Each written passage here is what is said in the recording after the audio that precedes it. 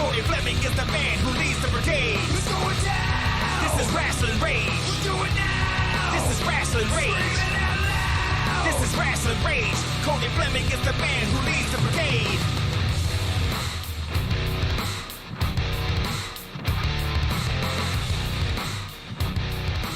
And now it's time for Rasslin Rage with your host, Cody Fleming. Hey, what's going on, everybody? Welcome to the Rasslin Rage YouTube channel. I am Cody Fleming, one half of Rasslin Rage and Michigan Independent Weekly. I don't know. Sometimes I'm half. I'm sometimes a third. Joining me tonight is, of course, the 2021 Indie Idol, Alex Van Zant, also the 2022 Judge and 2023, also Heel of the Year for 2022. Also, Davison Sarai, the 2022 Indie Idol. And then, now, the veteran. Now, I have to ask because Cage Match said one thing, and I swore I had seen that you said something different. How many years have you been in the business? Since right around 96. But I really didn't get into the ring, I think, until around 99. Okay. Because Cage Match was basically saying you have 26 years or something like that. Something like that. Something like that. So that's math. We right. don't do math. Levi Blue, who we're gonna see on the 20th in Standish, Michigan, taking on his former tag team partner, the Billy Ray Daniels, BRD. So that should be interesting. I was there for the meltdown, I should say. Is that what we're calling it? The meltdown? He kicked me in the face. Okay. What would you call it? All right, that's fair. Very fair. Very fair. Well, you're joining us here on... Suggestion? Yes. Do you have a suggestion? No, I was saying we call it a suggestion. Kicked him in the face. I call it a suggestion. Oh, okay. To either shut the fuck up or brush your teeth or something. Okay. I brush my teeth once a week. Come on now. There you go. Just trying to join the conversation. Or not. Once a week? That's too much. You're going to mess up your gums. You know, you're probably right there, Dr. Van Sant. I'll take that into consideration. Absolutely. All right. So y'all are joining us here because we are here to judge the semifinal of Indie Idol. And the final four, who will be going on to the final to win the shiny belt and be called the 2023 Indie Idol.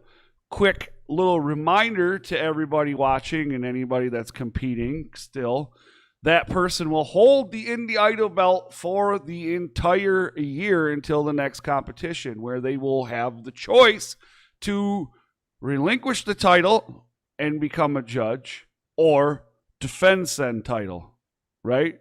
So you can keep the belt, but you got to compete again, I suppose, right? It was Josh Morris versus Koko Ware and Jamie Eternal versus Road Rash in the semifinal matches. We had a stipulation of an I Quit match. Those of you that might not be familiar, the first one to say I quit would lose this match, okay?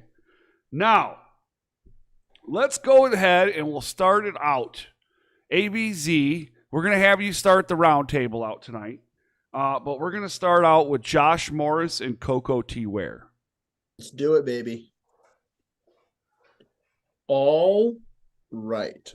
So I have my notes in front of me. I had to get really, really nitpicky with these. So I'll start by saying everyone brought it, man, in this round. I thought all of them were very, very, very good promos, in my opinion. I thought they were if I felt if any of these were submitted to a promoter to promote a match, I'm buying a ticket, man. Like any of them. And on top of that, if I'm not a promoter, but if I was and I saw these, I'd be like, you don't have to do all that. Whoa. Yeah. You guys, I can tell from everything that was done here, everyone went the extra mile. And that's why I'm going to start with Koko here.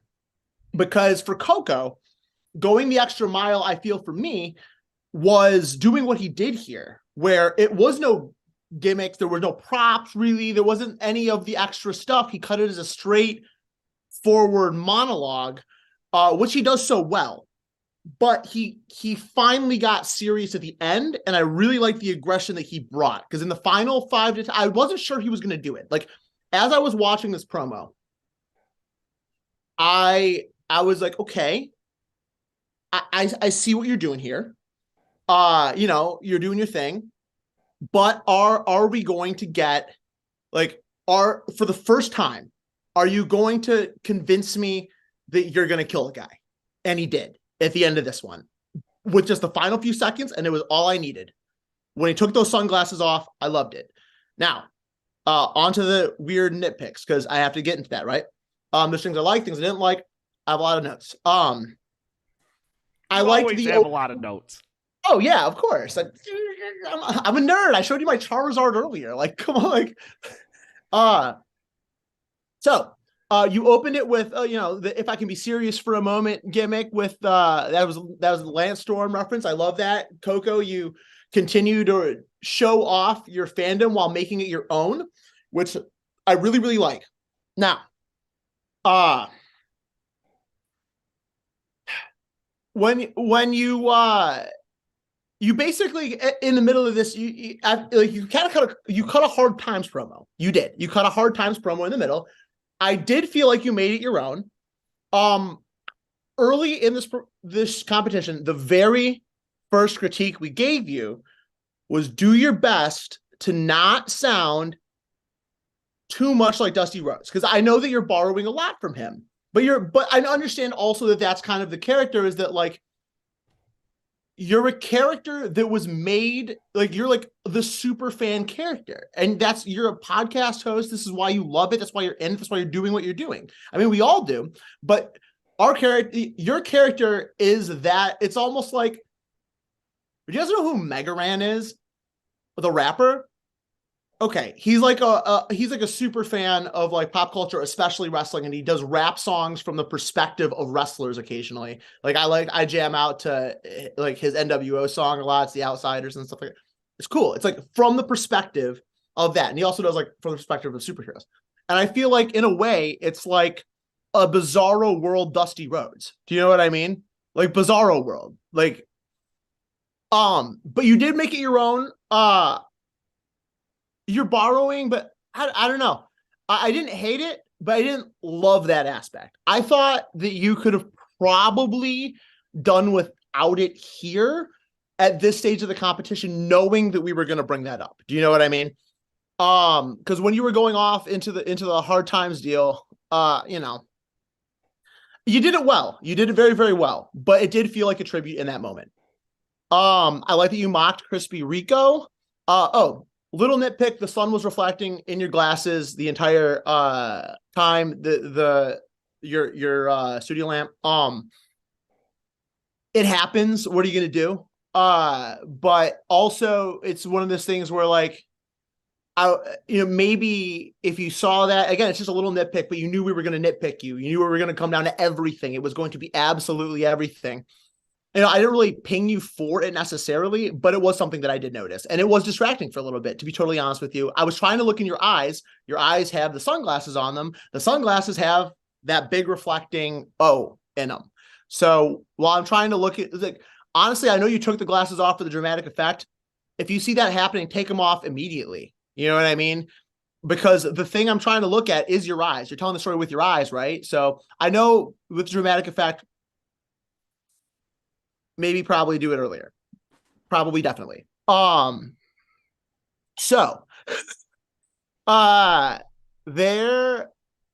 you talked about how, like, Josh doesn't know how to has never, like, fought from the bottom.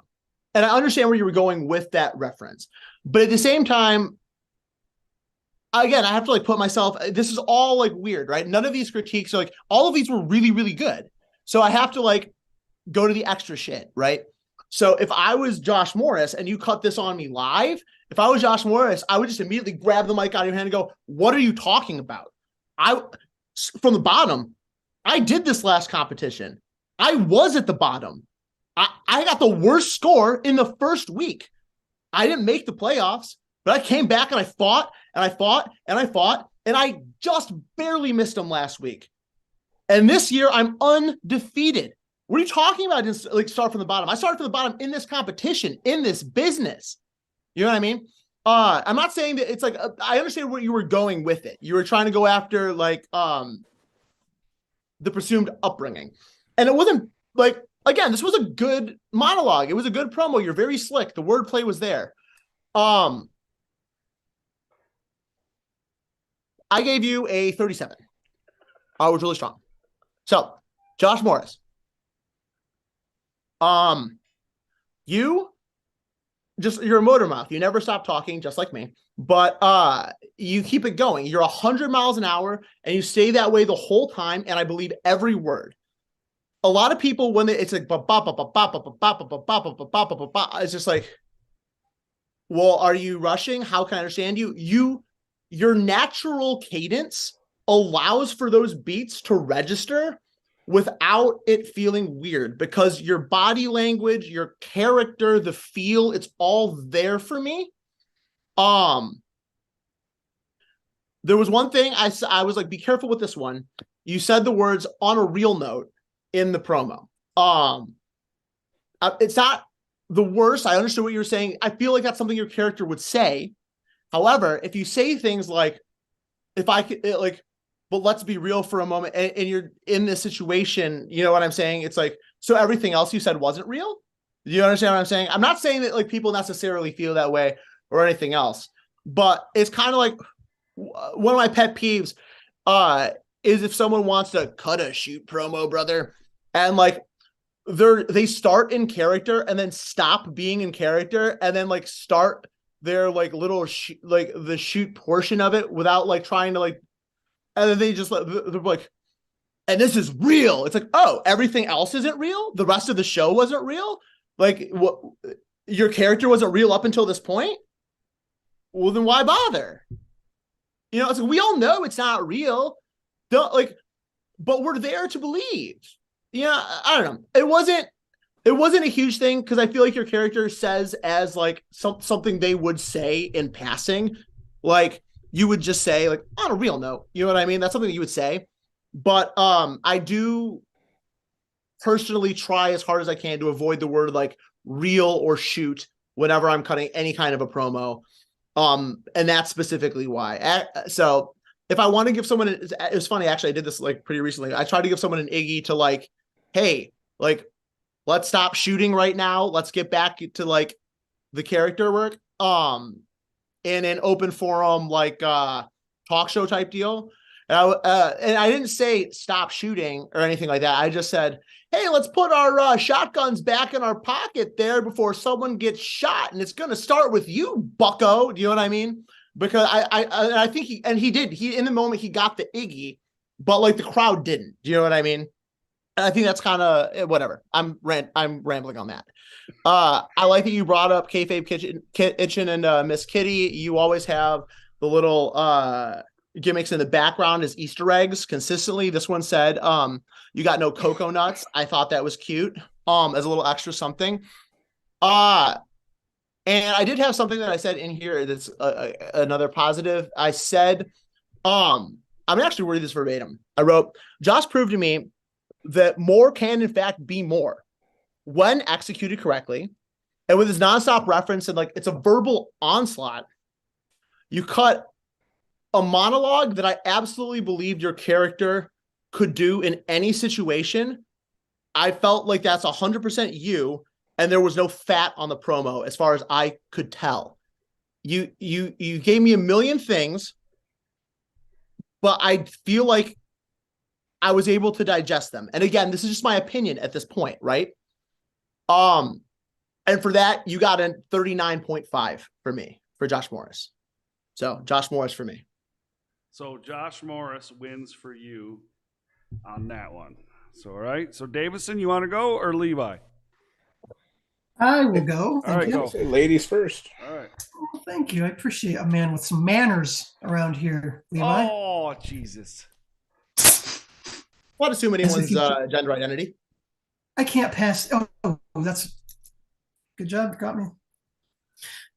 So I'm watching these two and I'm thinking to myself, we've gotten this far. what are we looking for in terms of the minutia, right? Like there aren't going to be any big flubs. There aren't going to be any drop lines. There's not going to be any big like shed moment. So what does it come down to between these two? Wordplay, pacing, intensity, and range. That's what I'm looking for between these two. Josh, I agree with basically everything that Alex said. I want to say a couple of little direct quotes. And if this seems like I'm being ridiculously specific, guilty as charged. Last time we fought, I hit you with some nasty shots. There's nothing wrong with that. There's also a million nasty shots that we talk about in wrestling all the time. Is it a big deal? No. Was there an opportunity for more specifics? Yes. Beat you like a stuffed pig. Now, the word we're used to hearing is bleeding like a stuck pig. I don't know if that was part of the canon, if there was a stuffed pig. I was looking around the background, didn't see one. It's not the end of the world, but your wordsmiths, and that, unless I'm missing something, is a tiny little misstep. I'm going to smash you so bad. Like, I'm glad that there's like some like harumph being added. There's just a couple of those little things in there that were like, for everything being as detailed and as heavy with the canon, to hit those little spots that feel generic actually do step out to me in that kind of, because everything else is so high level. I then looked down at Koko's. I'm glad that you slowed it down. I love the shades coming off, like you're saying. You talked about certain advantages and you touched on privileges. I want to touch on that as well. I naturally assumed that what you were saying was the black man came up hard and the white boy had it easier. That seemed like the implication. But I think, like Alex was saying, I don't know Josh's background, nor do I know yours. I don't know. Like maybe Mama Koko had $500 million from the Powerball. I don't know. Maybe, you know what I mean? I don't know. So I don't know, like, how people would feel if you did lean into the actual politics of the situation. Like, you'll never know what it's like to be the black man. That's never going to be untrue. And I think it makes perfect sense. Would it touch people strangely, considering a lot of people want to avoid politics in their wrestling, Levi? So maybe that like pulls people out of their escapism. I don't know. But I feel like for me, that was a little bit of a waste opportunity as well to drive that point home, because you know what I mean, you can't have that back. What else? The Dusty thing. I was thinking the same thing, Alex, about, oh dear, we've talked about changing it up. Given the whole arc of everything we've been through, this felt like a bit of almost an intentional, like a callback to me. Not so much falling into a bad habit as almost like, look what I can do 5 or 6 weeks in, I'm going to call it back around to revisit it. Now, the fact that it made you wonder about it is obviously a problem. I didn't, you did. There's an issue, right? So if I stick both of them next to each other and I say, did they both have good emotion? They certainly did. Did they both have a broad range of emotion? Yes, they did. Were either of them perfect in terms of like word selection? No, neither of them were perfect. So what do I have to then look at? And I did this once before throughout the season. Which of these is the most perfect? Objectively speaking, what we look at and say, that looks more like something in wrestling than that. What looks more televised than that? I don't have the points down, but I'm going to say that I agree with Alex, and I did give it to Josh Morris, and that it was not by much, but it was not also teeny tiny. It was a noticeable victory, Josh Morris. All right. So, Levi, it's on you, brother. You're next. All right. Well, I'll tell you, when you told me that you wanted to be a guest judge on this, I did this on purpose. I completely stopped watching the videos because I wanted to watch them objectively as a fan without hearing any influence from any of the other judges. Okay. So when I went into this, I watched the intro videos and I kind of gave my predictions as to who I thought was going to make it into the, finals. I was wrong. I gotta tell you, compared from the introduction videos to what I seen here in this last round, Koko, let's start with you. I loved the lack of background. I loved the simplicity of the promo. I didn't, and now keep in mind, I'm watching this as a fan. I'm not watching this as, another worker. I absolutely hated hearing the Hard Times promo. I liked how you made it your own, but you sounded like Dusty. Your cadence was Dusty. I couldn't see your eyes because you were behind the sunglasses. And like Alex said, I was focused on those rings on your sunglasses. So I wasn't really invested, especially, and I don't mean this to sound the wrong way when I say this, but when you were referencing the black man, at this point in time, I checked out because I wasn't involved, because now this has become almost a separate issue than a wrestling match. I know that sounds weird, but it completely took me out of the promo. Like Alex said, I was when you took the glasses off and I could finally see your eyes and I could see the intensity, I bought into you a little bit more. What do you call himself? The saucy boy, Josh Morris? Yep. Yeah. I would buy a slap chop from this kid. I'm telling you, he reminded me of one of these hyper infomercial guys, trying to sell me a product, and he sold me a product. You'll like my nuts. His background. It's funny that Alex, you pointed that out. I was looking.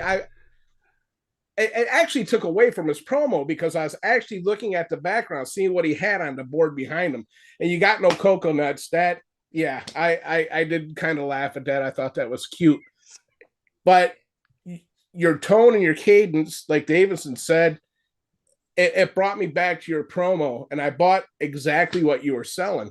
And I can make this real short and sweet. I gave it to the saucy boy. He only beat Koko by 2 points, according to my point sheet that Cody had me come up with here. But yeah, Josh Morris got the win as far as I'm concerned.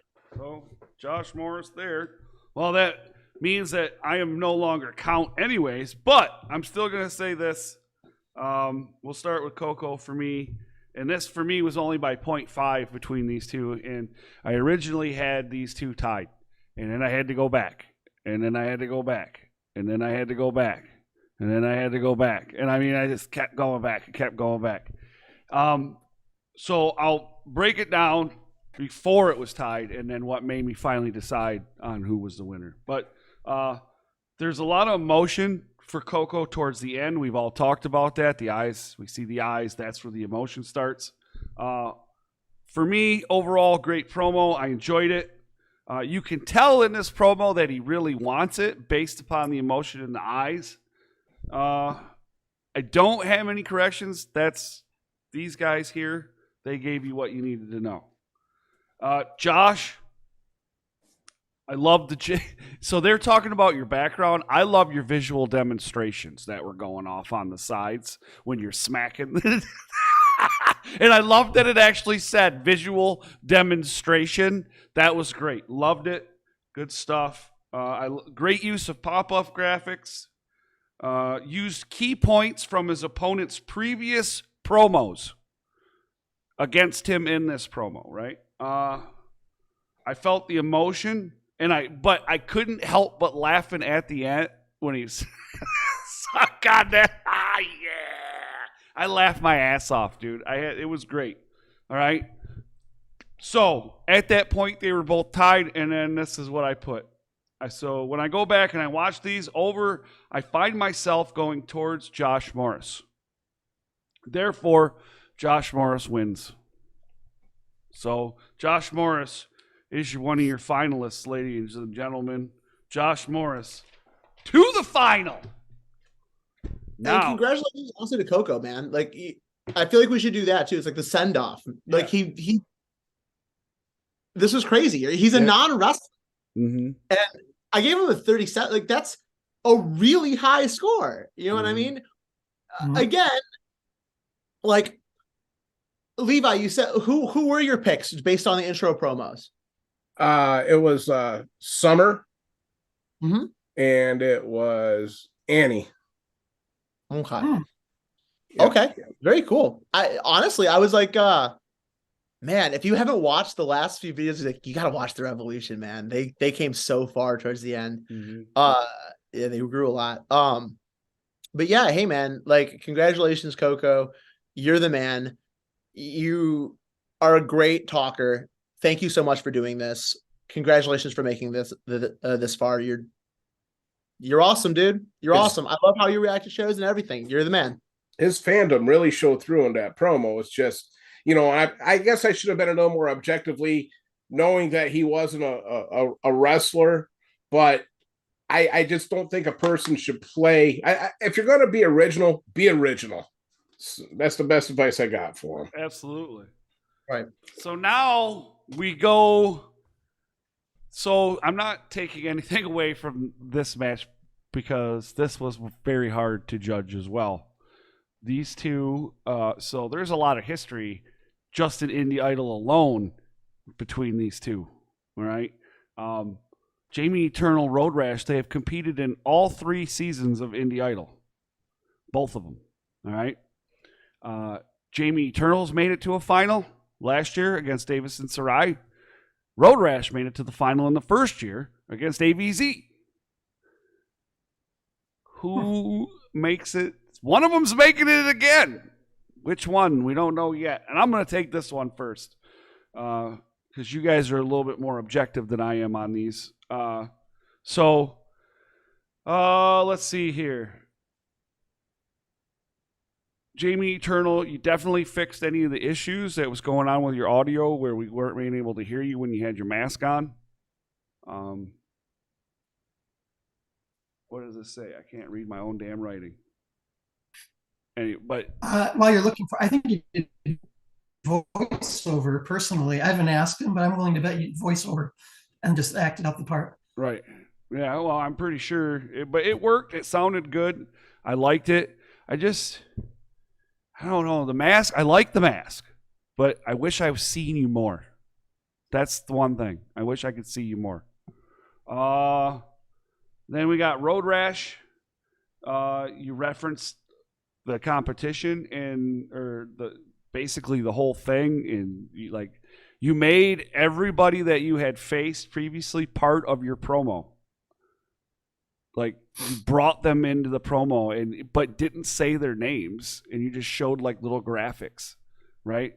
That was cool to me. You know what I mean? I thought that was really cool.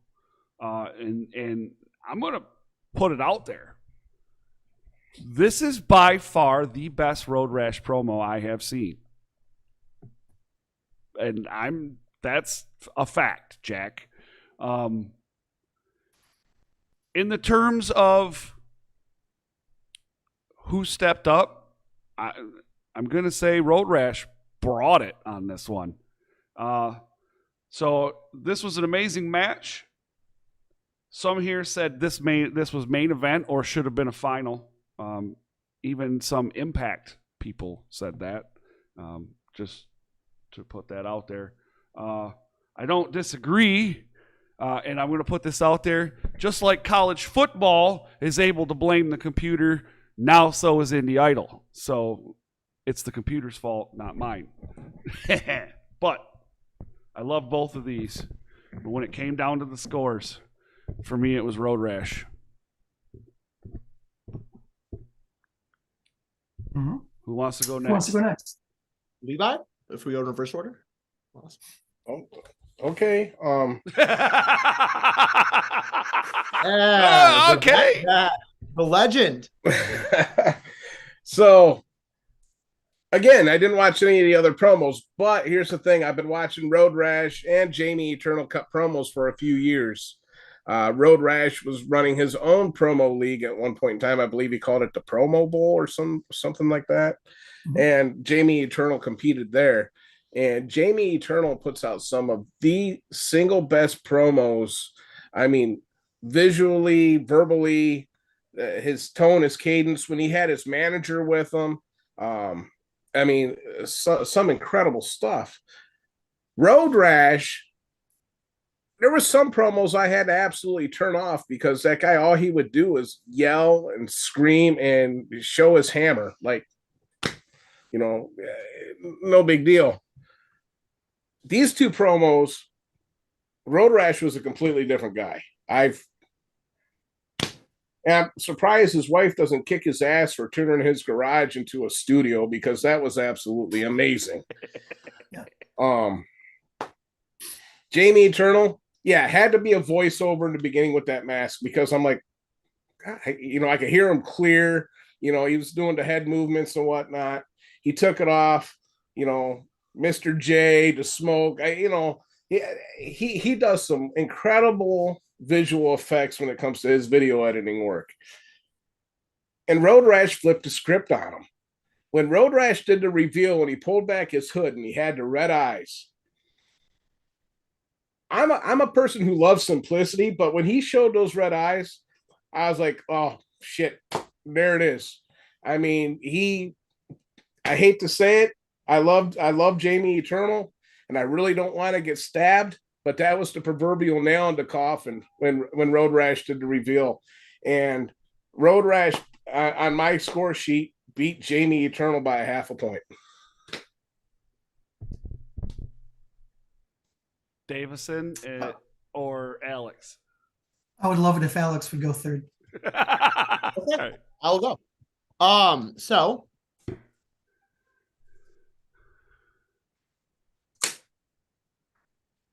I think I should start with Jamie Eternal.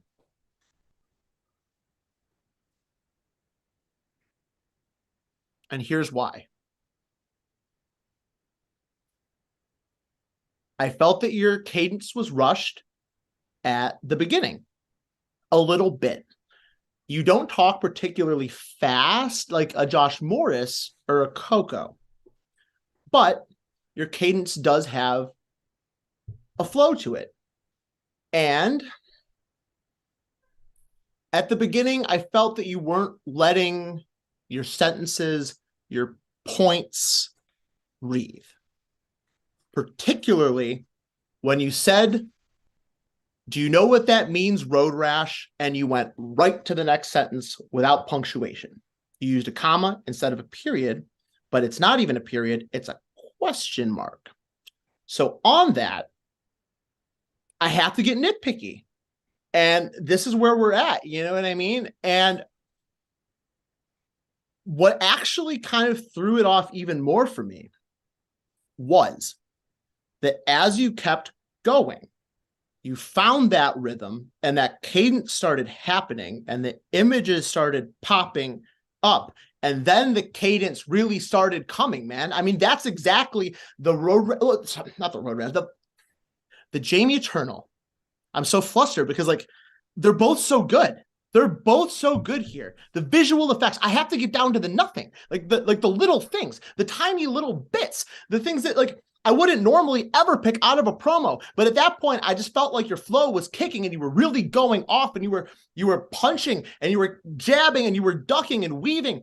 And that actually made it actually kind of even worse for the beginning when I watched it again, because you weren't in that at the beginning.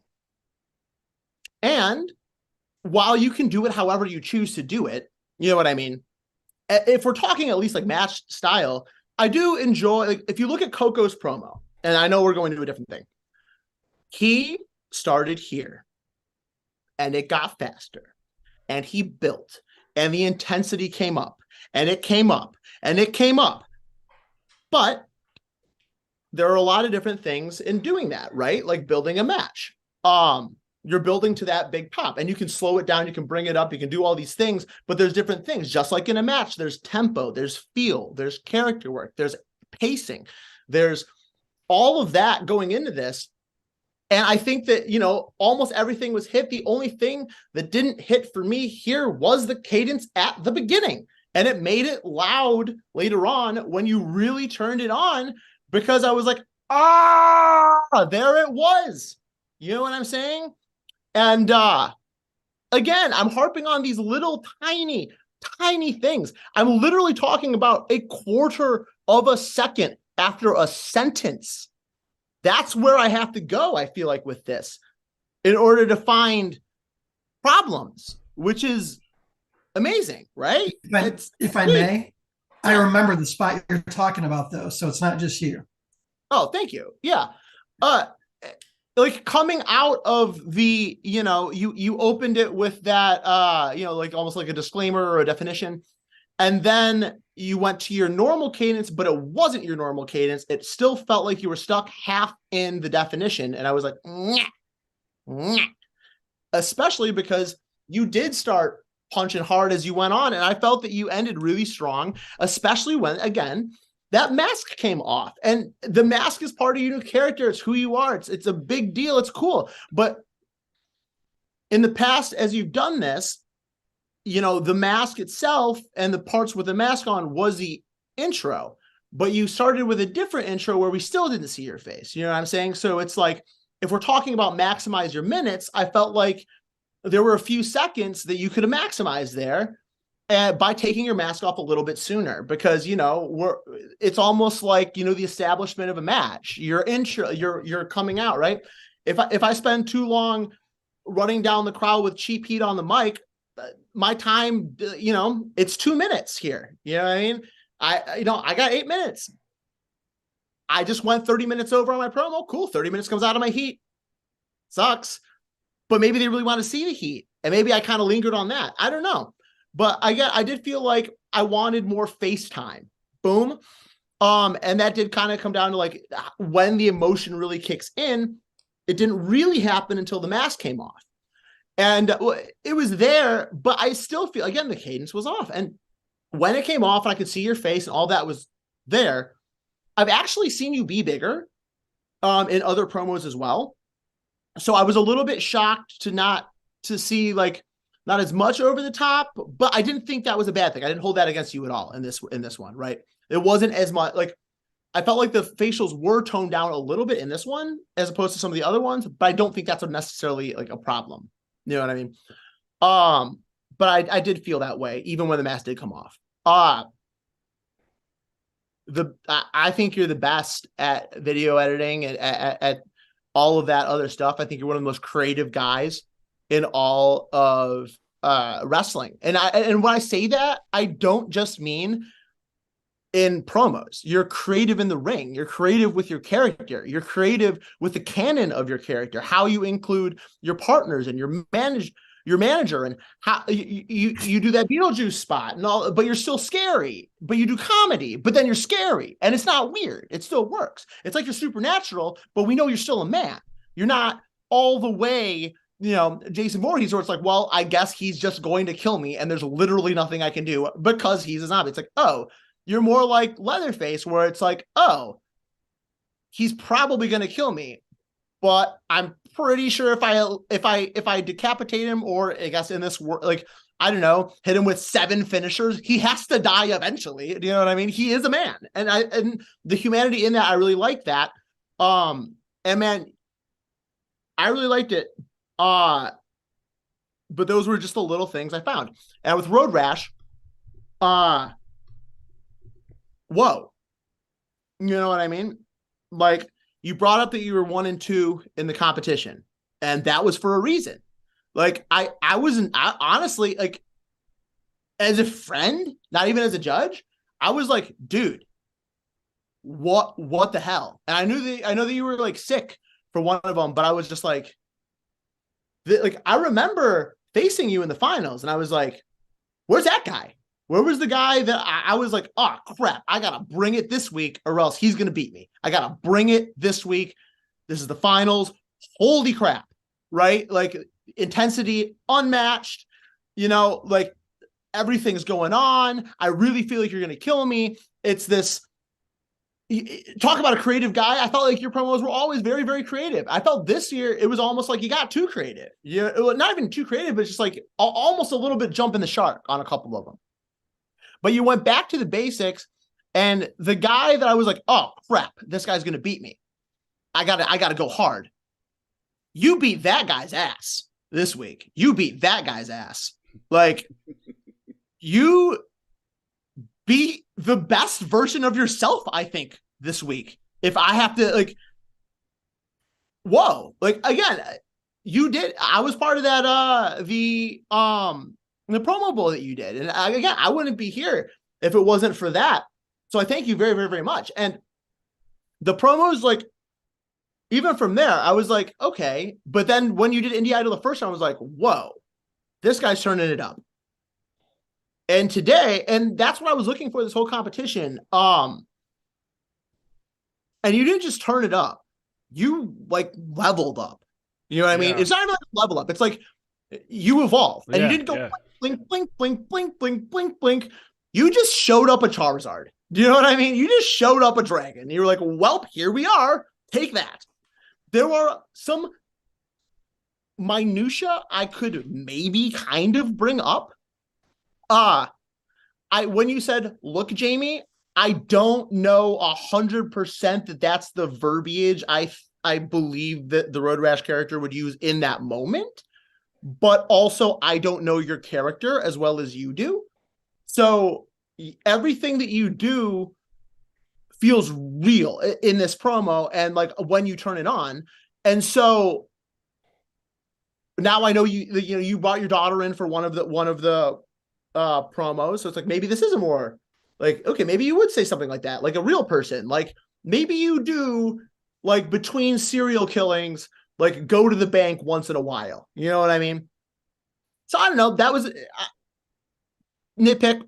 And the other one was that when you said, you made me what I am. I felt like there could have been a little bit more juice on that statement because that was kind of a closer to what you had just said. So because that one is essentially the punchline of that joke, boom. It's not your closer. It's not, the middle. It was just, it was a joke in there and you had the punchline there and you told it and it was fine. But I felt like I wanted a little extra juice. You made me what I am. You know what I mean? Or something like that. Or you made me what I am. Like I wanted like a little juice on the I am, I guess. But again, we're getting down to like the nitpicks, right? This is the same exact thing I did with Josh Morris at this point, where I was just like, I don't know if like that the word real bugs me, but I don't disagree that it's something you'd say. Like, again, like, look, Jamie, I don't know if that's something that you'd say, but I don't know that it's not something you'd say. You know what I mean? It sounds sure. I believe you. So at this point, I'm just going like, it wasn't absolutely perfect. But for that reason, I gave you a 39.5 tying Josh Morris this week for both of those promos were almost perfect to me. And I was like, and sorry, Davison, unlike last time, I am not going to give anyone the extra 0.5 afterwards. But Jamie Eternal tied Koko for me with a 37. That being said, it's Road Rash for me. Please don't stab me or turn on me. We're still partners, right? Davison? You and I are in the same boat of being partners with this son of a bitch and hoping everything works out. I don't know anything about it. I don't know anything about it either. Well, it would appear that our answer has been reached. For the sake of the next round, I'm going to offer my critique anyway. Take it or leave it. I need to keep reminding myself throughout this thing that I chose to be an English major for quite a long time. I wasn't going to make any money that way, so I changed out. But I've always come at things from kind of a linguistic standpoint. So I'm always going to notice that stuff. I want to touch on what you were saying about Jamie. I did notice that tempo. I did. And I wondered if the speech was faster because it was done as a voiceover. I could be completely wrong, but I'm almost positive that was voiced over. And as a person who's done voiceover and in person, it is hard to replicate the in-person energy. I could see that potentially being the explanation for that. But there was an edit. There was an opportunity with an edit to add a little bit more of that like split second, and it was missing. And it did throw it off time for me enough that I remembered it as soon as you mentioned it. So that was definitely a thing. Not a huge thing, but it was also the first time I've ever seen a Jamie Eternal video where there was a noticeable edit, like a cut during like a monologue segment, which was also during the mask section. So it's not a huge deal. This is the first time I've ever seen that. I want to go to Road Rash, and I'll probably bounce back and forth a little bit. Road Rash, I have the same note for you this time that I've had almost every single round. And this is where I'm saying I'm an English major type. So if it's just me, I want to say it's just me. There are those moments where it seems like you're looking for the word, like just for like a split second, you're like looking for the next thing to say, and then you find it. And then I'm left wondering, was that intentional, or did you kind of forget or not know right where you're going? And then you found it, and was it disjointed? An example of that this time for me was when you said, just like my hammer, you said, without me, you would just be a shard of metal. And there was some pausing in there. Shard is a fine word, but it was interesting in that context, and there was some pausing around it. Another example of that would have been when you said, I'm going to shove the mandible claw down your throat. Each passing second, I'll draw your power into my body. This is ultra specific. I wasn't sure if you were saying, I'm going to shove it down your throat with each passing second, slower down your throat, or if you were saying, I'm going to stick it down your throat, and then with each passing second, I'm going to draw your power in. Is it the end of the world? Absolutely not. Did it stick out as one or the other? Obviously. That's why I'm bringing it up. What have I said from the beginning, though? I want to notice which of you two could do this live. Road Rash could do it better live because he doesn't have the mask as an encumbrance, and it's going to affect the tone. So that way, Road Rash could do it more live, almost the exact same thing. Intensity-wise, they both got there, but I'm going to agree that Jamie cut his screen time down with mask on, mask off, and had to kind of ramp to get there. And when Road Rash was really going for it with the claw, peeling the face off and adding to the masks and the eyes, that seemed more genuine in that way.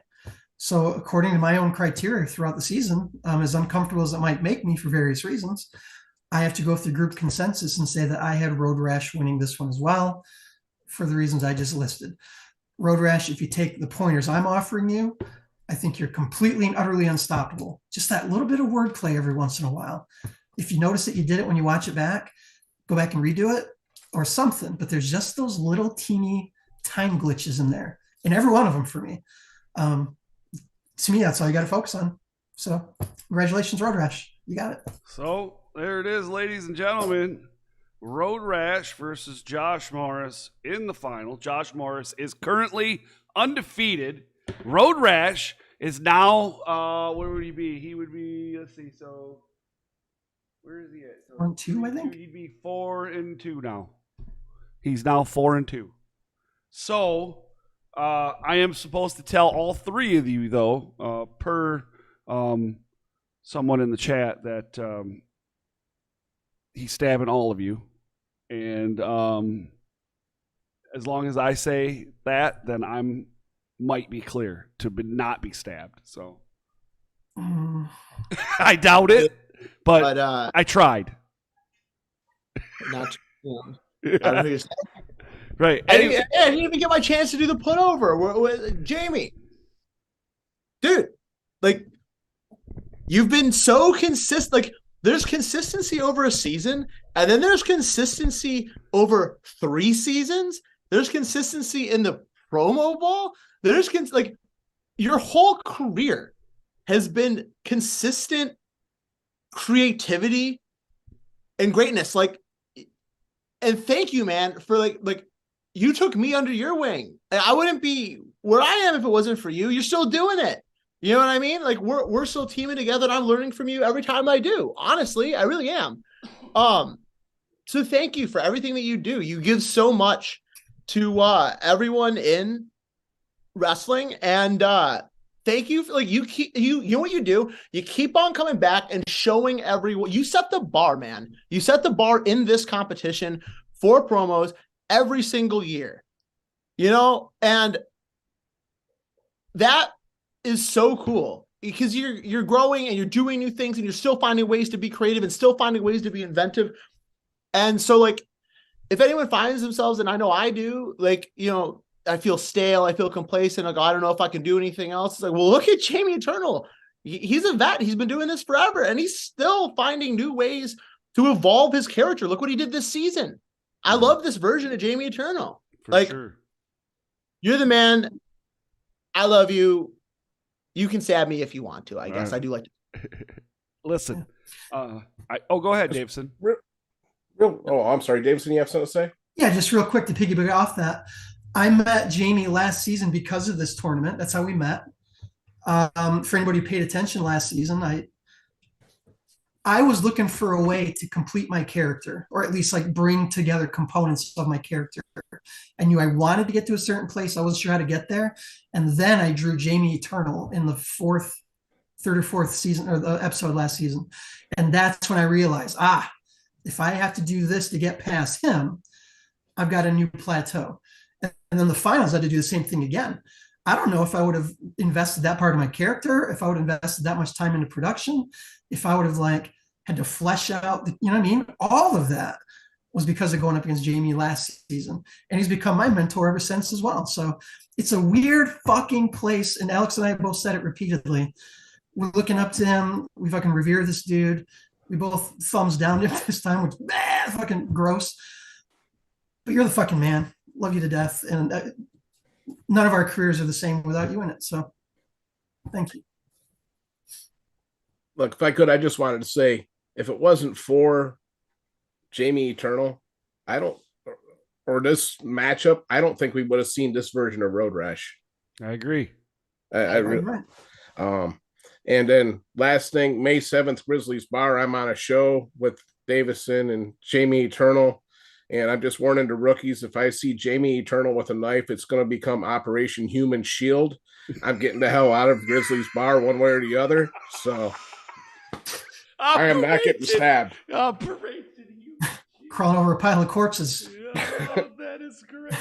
Well, before we get out of here, I'm going to say this. Thank you to everybody, all of you, Levi especially. Thank you for being the guest judge. Thanks for having me. Yeah, no problem. And we will see you very shortly at GPW. But we know who the finalists are, but we got a stipulation to throw out there. I got one. I got what? Well, I kind of want to say it after the stipulation. So please give us the stipulation. Okay. So they're going to have their 2 minutes. Okay. The semifinal, final. So the semifinal was 2. We're going to give you 2 minutes on the final. And this stipulation is going to be a fight pit match. All right. A fight pit match is very similar to a Hell in a Cell, kind of like what you and Jamie went in last year. But a fight pit match, listen to this, is surrounded by a steel cage like structure. However, this is different from the traditional steel cage match because one cannot win by escaping. Victory can only be claimed by knockout or submission. That is your stipulation. Yes, ma'am. Is this a takeoff from when Riddle and Seth Rollins had that match? Yes. That's the new fight pit? Yes. Cool. I like that. Yes, absolutely. It's exactly Okay, where nice. Now, so 2 minutes, Road Rash versus Josh Morris. It's a fight pit match.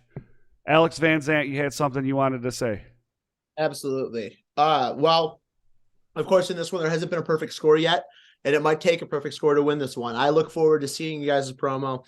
And I want to say thank you to Levi for being here, man. I know you got to get up early. So thank you so much for being here. You're you set the bar for how I was talking to Dread King earlier today, and I was asking him for some advice. And one of the first things he told me was, man, I learned everything from Levi. You know what I mean? It's so cool. It's so cool that you're here. And I did talk about maximizing minutes. And I don't want to keep you too long, but I do want to ask you while you are here. Okay. Because, I know some people who are probably going to be watching are looking for the critiques, the advice, the how to get better in their own right. So my question is, if you don't mind, could you please share your thoughts on what you think makes a very good promo, things that you're consistently looking for, and maybe some advice for, up and coming talent, maybe talent that's currently wrestling, people outside of the business, anything that you can give, please. Levi, seminar if you can. For a moment. I've always been, I give simple advice. Be cognizant of your surroundings. Don't blend into your backgrounds. Have it make sense. You're not going to be some big tough guy if you're cutting a promo in front of your grandma's couch that has plastic and doilies on it. Make sure your background fits your gimmick. Your camera. I've never been a big fan of selfie promos. I mean, if it fits the gimmick,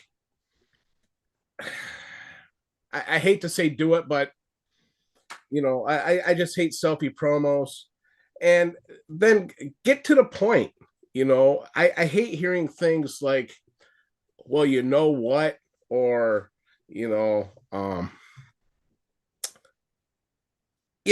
that's wow, putting me on a spot. My thought process isn't all there. I apologize, but you know what I'm gonna do to you, or what, or guess what. I really hate that term, guess what, too.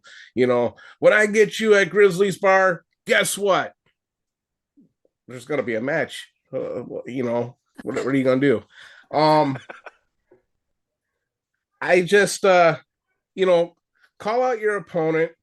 Make sure you're putting the venue in there, the date and time, and get the important things across.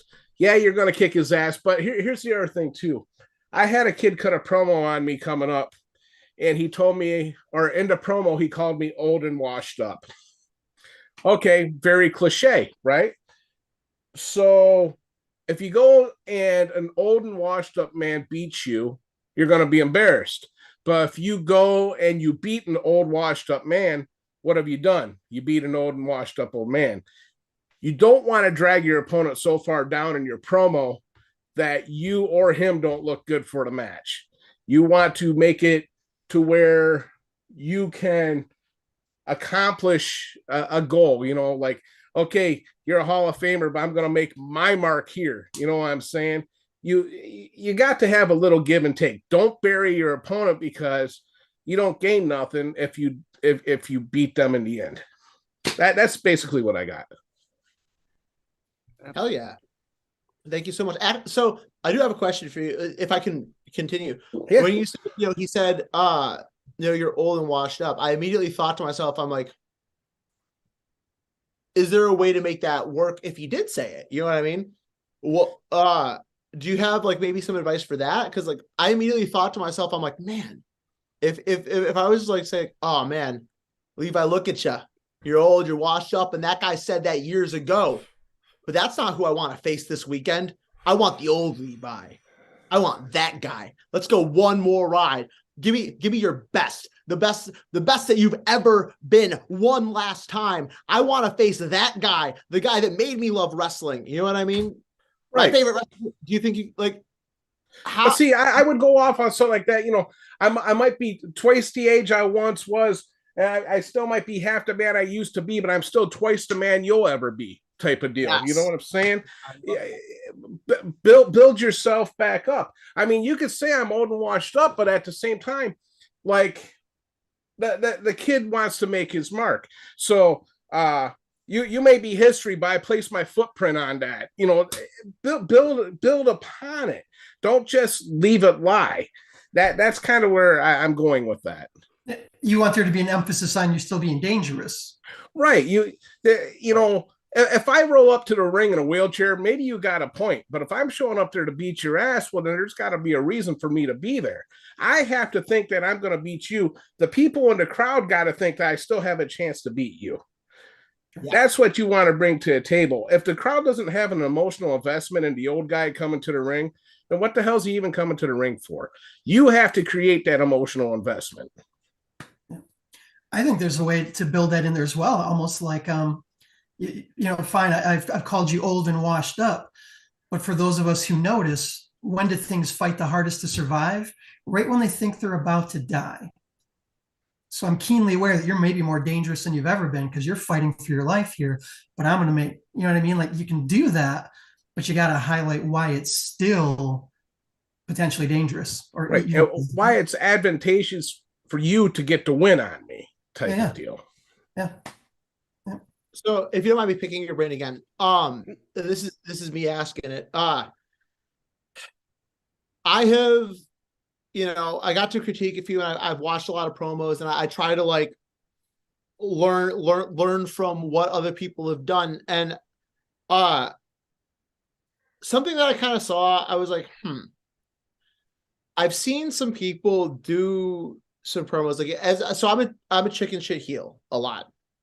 If I'm going to, so I thought to myself at one point, and I please, like, I'm basically asking to please correct me if I'm wrong, or maybe elaborate on this, or give me your opinions on it. I always try to build up my opponent unless there's like an unless, where it's like, oh, I hate that guy. I just hate that guy. I just hate that guy. I hate that guy. I hate that. But it's him in particular.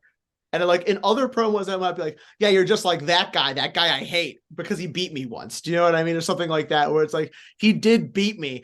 So I'm just like, oh, screw that guy. I hate that guy. He's a loser. He's always going to be a loser. I hate that guy.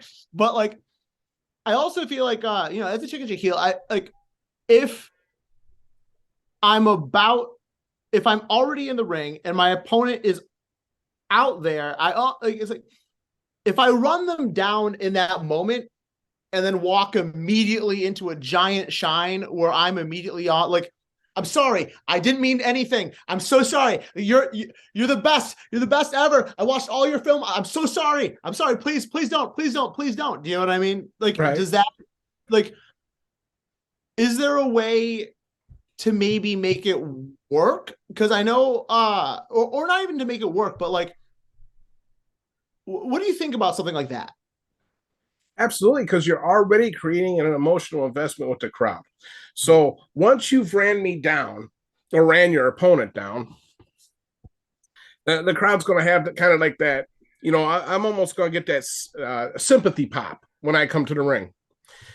Once I hit the ring, and maybe you attack me, and there's a duck, arm drag, body slam, drop kick, boom, powder out, no, whatever. The crowd's going to pop for that because you got your comeuppance. You've already set that. You've already set the, the sympathy pop, so to speak, and you've already given me shine. So it's already there. As long as it creates an emotional investment with the crowd and you get the good crowd reaction, that's exactly what it's all about. Is that what you were looking for? I think so. I really liked what you said about emotional investment.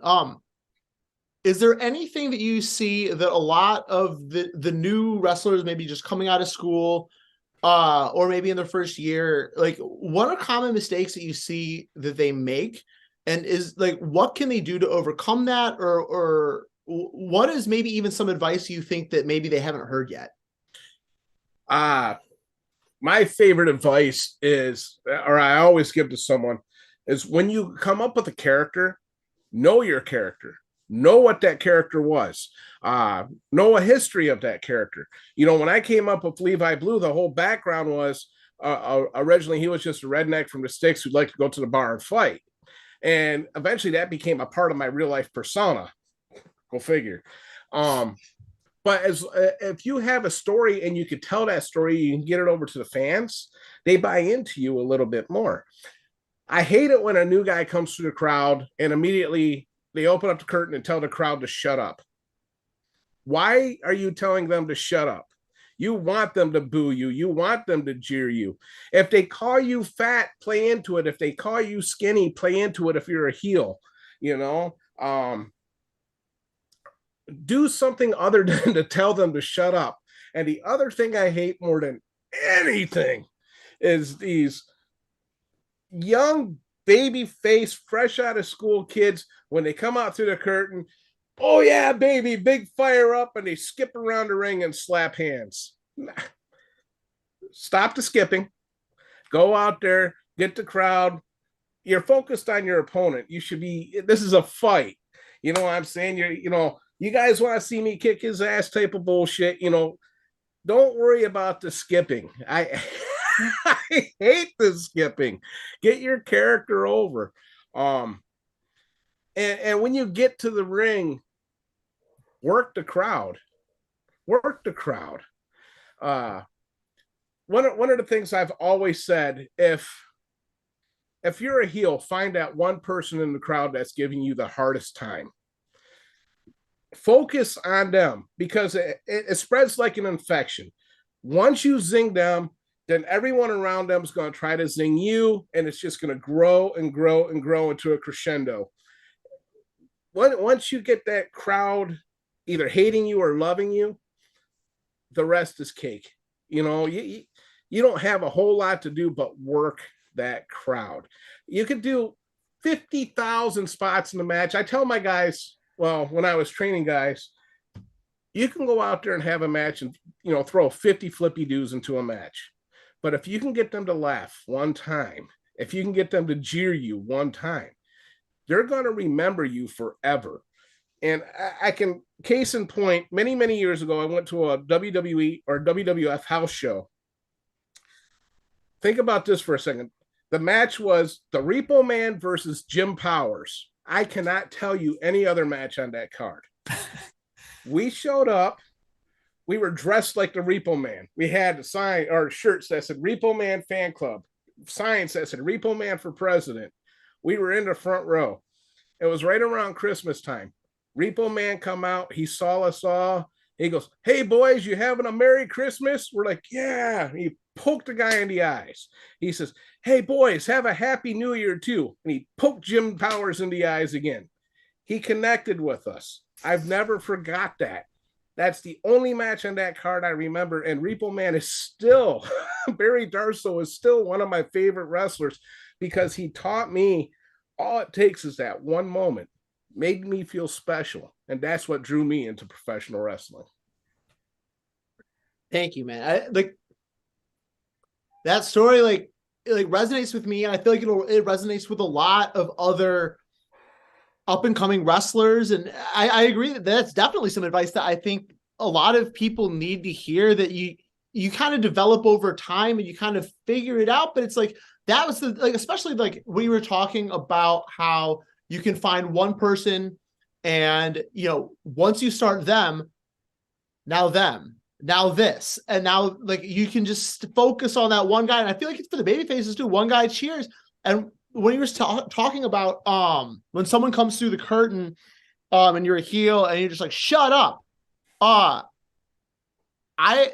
made that mistake myself. And one of the things that I like, if you watch my intro right now, like now, every time I come through the curtain, I'm going like this. I'm going like, "Oh, is that all you got?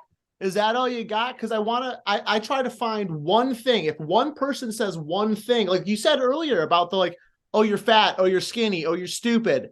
Like, I don't care what it is. You chant STD at me. I don't care if you chant Dunkin' Donuts. You can chant Tinkerbell. It doesn't matter.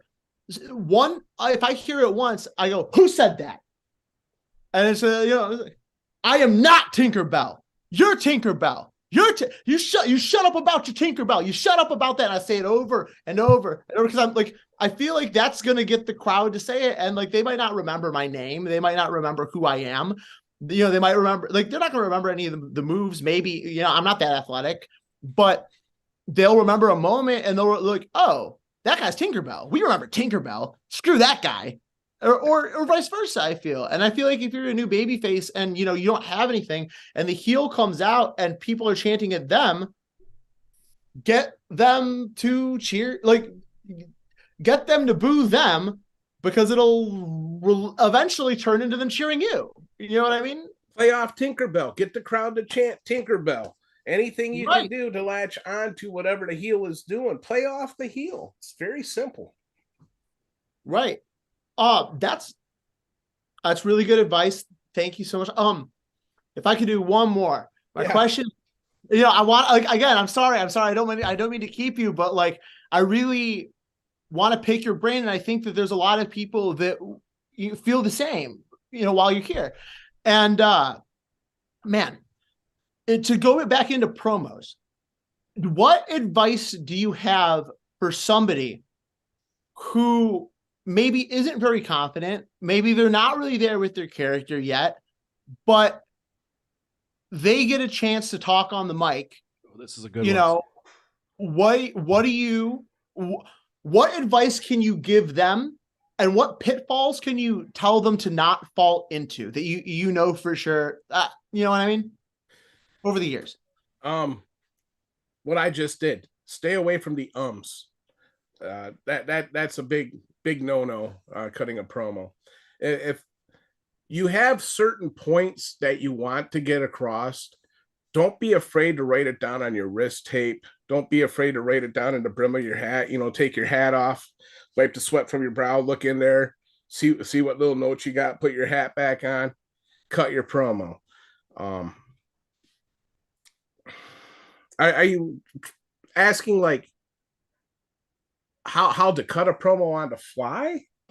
Is that not even necessarily that? I just know that when someone, especially like that, gets out there, you can get rattled, especially, the crowd. Like, how do you win the crowd? Whether you're a heel or a babyface, maybe you're not that confident. You're not that confident in your character. I guess that's how can you get an emotion out of a crowd, as you said earlier, on the mic, and you haven't really done it before, or maybe you have, and maybe it hasn't gone well, or maybe it went fine, but how can you find that emotion in the crowd? You know what I mean? Outside of the, you did talk about the one guy type deal, but I do worry sometimes, like if you start doing that, eventually sometimes the worry of like, oh crap, they're chanting, and like you'll either step on your pop or like you won't know when to like shut them down, and now they just hijacked your promo. Do you know what I'm saying? I don't know. I'm just that's tough, man, because that comes with, like you said earlier, trial and error. You have to figure out what works for you. You're not, that's one thing they can't teach in wrestling school is, how to give you a personality. You have to be who you want to be. That's why you got to think of this character. This is going to sound kind of crazy, but listen to comedians. Listen to what they do. Watch their crowd work. Listen to the zingers.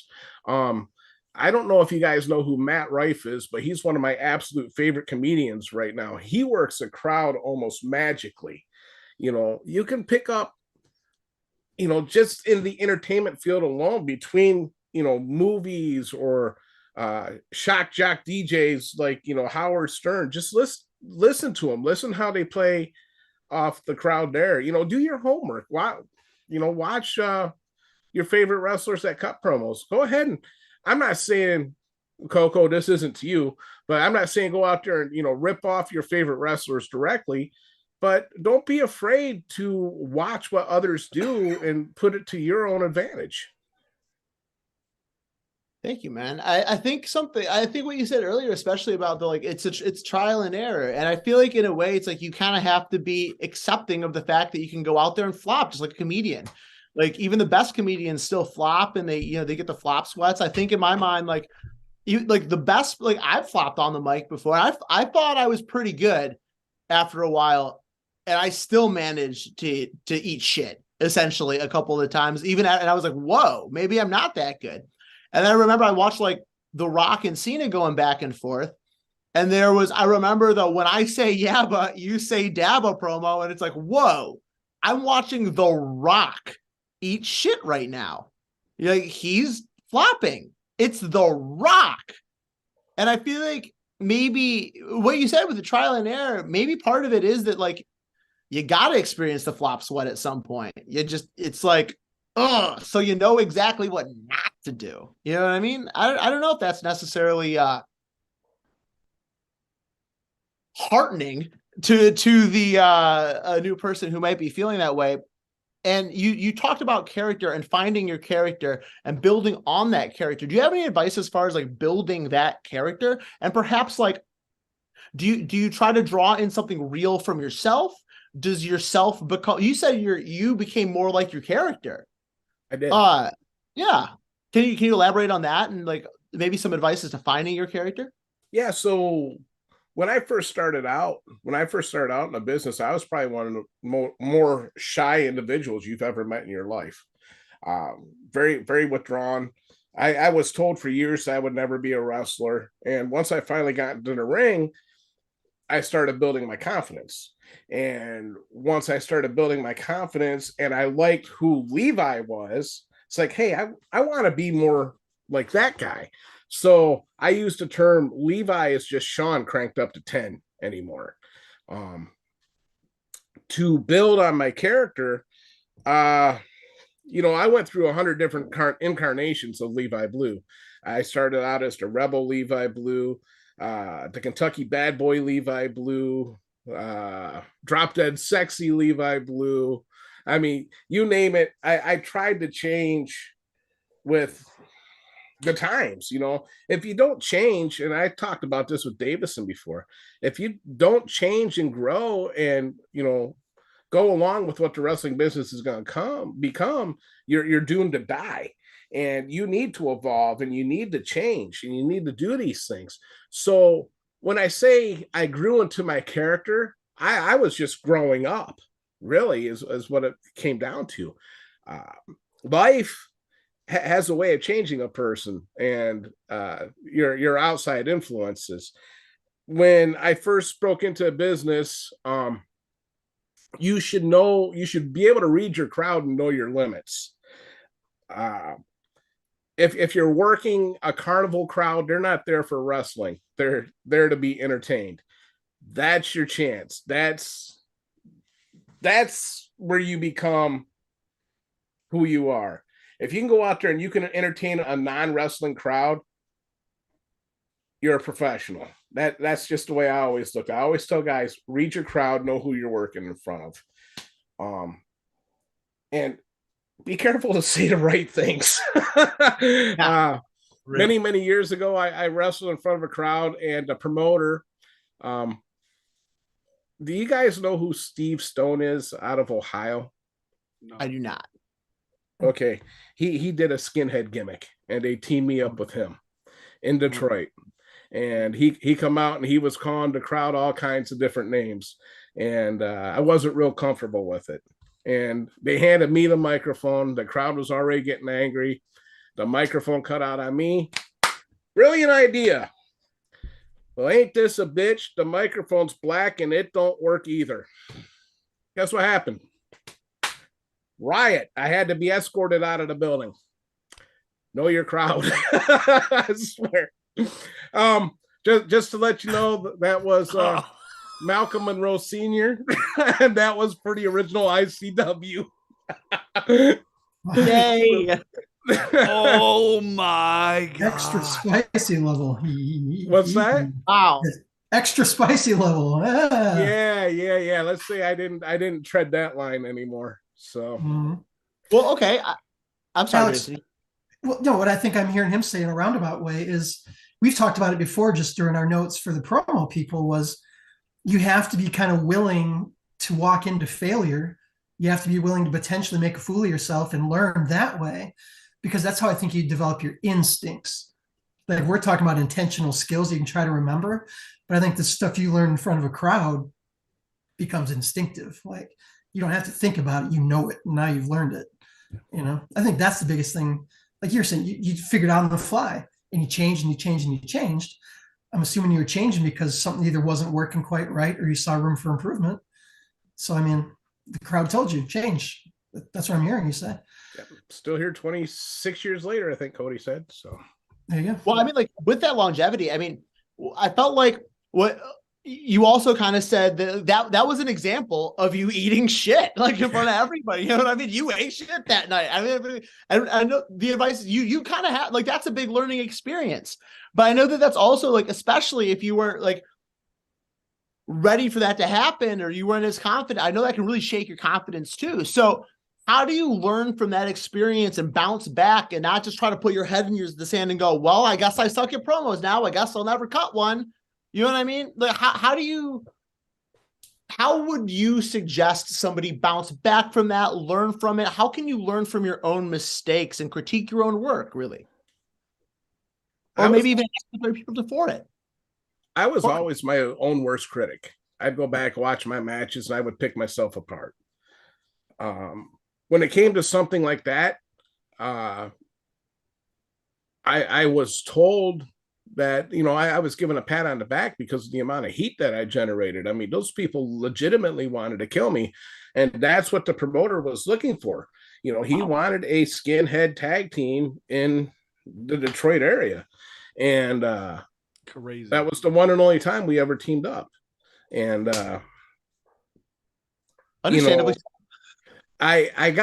So where I got my confidence from was my second match. It was me versus DBA at the American GI Forum in Mexican Town. Long time ago.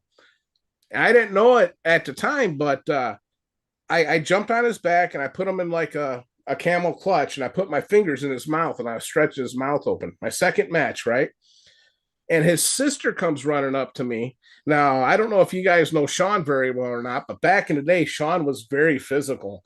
My first year or so, I was working ring security, and she would punch you and kick you and everything else if she saw that her family was in trouble in the ring, because she was never smartened up to the business. Her dad, Malcolm Sr., never smartened her up to the business. So what she saw in the ring, she was 100% invested in it. I was in the ring with her brother. I was screaming at him to smile at her. When I leaned over, she took a swing at me. I'm like, I got this. I can do this. Because I was able to convince her I was killing her brother. And, all it takes is that one time, that one shot, that one adrenaline rush, that big realization that this is something you can do.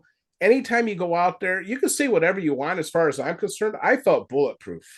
I got to be someone else who I wanted to be, 15 minutes at a time. I would never, straight shoot here. I know you guys hate that term. I will never have a customer ask me for my autograph because I can cut a decent steak at work. But as Levi Blue, I'm a superstar. I'm 110% bulletproof. I told one waitress to get the hell out of my way. She was disturbing me because I could hear her thighs rattle when she walked. The crowd blew up. The waitress hated me. But you know what? She bought me a drink at the end of the night. Kid you not. Did you go home with her? No. Oh, well, Did you shit your brains out? What's that? I said you shit your brains out? No, she knew I was joking with her, and everything worked out. Yeah, I figured out as a heel, I could say whatever I wanted. And just like I use that in my everyday work life when I wait on customers, I generally, it's going to sound crazy. I can say whatever I want to a customer at work as long as I say it with a smile on my face. I take that, what I did in the ring, with me in my everyday life. I haven't gotten fired yet. Do you feel like that made you more confident in your regular everyday life? Do you feel like that's made you more successful as you as a human? Oh yeah, absolutely. Yeah. If I didn't become a wrestler, I probably wouldn't have the life I have now. Honestly, my wife. I didn't talk here. Okay, here we go again. So 1996, I got into wrestling, which means I was 21 years old. I went on one date in high school. I didn't kiss. Huh? How'd it go? Didn't go very well. I didn't kiss a girl until I was 20 years old. I didn't have relations until I got engaged to my wife. Congratulations, man. Okay. But that's because my confidence level before wrestling was not there. So you did all your sleeping around after you got married, is what you're saying? No. If I wasn't married, yeah, I probably would have been quite the whore. So I love it. At least these. So, we talk about other jobs in this competition, as well as like I'm sure a lot of other people listening. Is there any advice that you can give to maybe like somebody who isn't in the business as a wrestler? So there are people in here, like Koko is a podcast guy. He does some commentary sometimes. Hey, Cody right here is a podcast guy who does commentary right here. There's been students, there's ring announcers in this, and I feel like they're all part of the business. Whether you're a referee or whatever it is, Yeah, I think there's even some bookers and promoters who might want to hear something from you. But is there any advice you can give to maybe all those different positions, or someone who's not directly in the ring? Is there a bulletproof for them? It's trial and error. You got to dip your toe in the water before you jump in head first. I mean, know your boundaries, know your limits. I mean, I don't know how I want to put this. If you're not confident to be able to, how do I want to put this? I can make friends with anybody. I look like the grumpiest guy in the world at work. I've had people tell me I'm mean, that I yell at them because of the way I look. But once they start talking to me and they start learning I'm just this big old teddy bear, people love me. So if you don't got that confidence in you to be able to hold conversations with people, to be able to joke around with people, to be able to, just talk and just be a person, then you're never going to get ahead. You have to just be yourself, but crank that knob up to 10 and enjoy life a little bit. I think I hear what you're saying. So let's say I don't know, some bald-headed nice guy who runs a wrestling podcast. Like I don't know. He starts a competition. He makes himself a judge. I don't know, just some jerk like that, who gives everyone a platform to do all this nice stuff. You know what I mean? And gives a platform to everyone and creates awards for everybody. And really gives a lot of Michigan wrestlers something to strive for. My question is, for someone like that, I have no idea who someone like that would be, some jerk like that. But for someone like that, where would you go? You know what I mean? What's next? What do you think, career arc wise? Do you think that maybe that kind of person, and I'm not, honestly, I know I just literally just said Cody, right? You're here. I just said Cody, but it's not just Cody, right? It's what about Koko? What about Annie, or Ethan is a trained wrestler, but for those guys and girls, and they're in the business, and obviously, I think we're relating this back to cutting promos, as far as you're talking about how you talk to people, how you interact with people, turn yourself up to 11. Is there a point where, do you think they should always be turned up to 11? Do you think that do you think they should find their own characters? What do you think they can do to be the best at what they do? And how can they continue to grow and level up? Well, they have to decide that for themselves. I mean, they have to decide what they want to do and where they want to go. It's not up to me to say, okay, this is the path that you're going to take, because this is the path that I once took. Cody, when I first met Cody, he was a pretty, I don't want to say shy guy. He came right up to me and started talking to me. He was able to make that, personal connection with me. I believe we sat on the ring at Blue Water show talking for about 10-15 minutes. Yep. Just about, I don't even think it was all about wrestling at that point in time either. Mm-mm. If you want to meet somebody, introduce yourself to them. I absolutely hate Facebook for that reason, because it's so impersonal. I'm glad I finally get to meet Davison, even though we're not face to face, but over the computer, because her and I have talked at length on certain issues. Don't be afraid to talk to people, because people are just looking to make a connection. Just that it's up to you what path you want to take. That's all I got to say on that. Well, thank you, Levi. I got, honestly, that question got sparked basically because I thought to myself earlier, when I was talking to Dread King, he talked about how everyone in wrestling is connected to AWA, or like in Avatar or whatever. It's we're all part of one thing.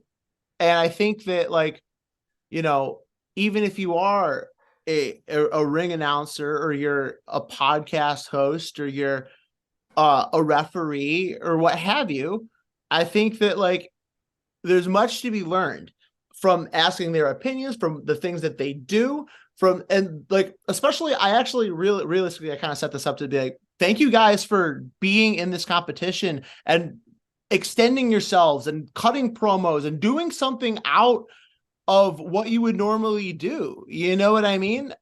That's really cool to me. You're stepping outside of your comfort zone and you're growing. And I think what Levi was saying about how you're talking to people is a big deal. That will make you better in your regular life. It will help you do your job in any kind of situation. It will increase your confidence. You'll find out how to turn yourself up to 11, and you guys stepping outside of your comfort zones and really, like, listening, you know, to some green guy like me try to attempt to give you advice or whatever. I mean, I think that's really, really cool that you guys are willing to do that. And thank you for being in the business. And, you know, I think it's really cool. I'm sorry. That's all I kind of had. Well, you know, I kind of see where you're going with that too. Don't be afraid to ask a mentor. You know, I'm more than happy to show anybody the way. But I'm not going to say this, you know, I'm not going to look at Cody and say, okay, you want to get to TV, buddy, this is what you're going to do, because that's not my job. You know, if you're going to ask me for advice, you know, hey, Levi, I know you've, you know, done this podcasting stuff for a while now. Do you have any advice how I can get, you know, little, you know, some more views, some more followers? Hell yeah. I'm more than happy to put my arm around you and show you how to get to where you need to go. Yeah. You just got to know where you want to end up. I'm just there to show you the path. I'm not there to take you on it. So yeah, you can show them the door, but you can't open it for them. That's right. Yep. Well, you know, thank you to everybody, including Davison, and thank you to AVZ. We'll be back here next week. 1 week from today, 8 p.m. for the final, and we find out who gets the nice shiny belt, the first ever Indie Idol shiny belt. I know them two are kind of jealous about it, but that's okay. And Levi, you know, thank you for all the wonderful words of wisdom that you have shared with all of us tonight. This has been a great night, and we're gonna have a final very soon. So thank you to everybody. Thank you to all of you for watching. We will see you back here in 1 week for the wonderful, wonderful final. Later, everybody.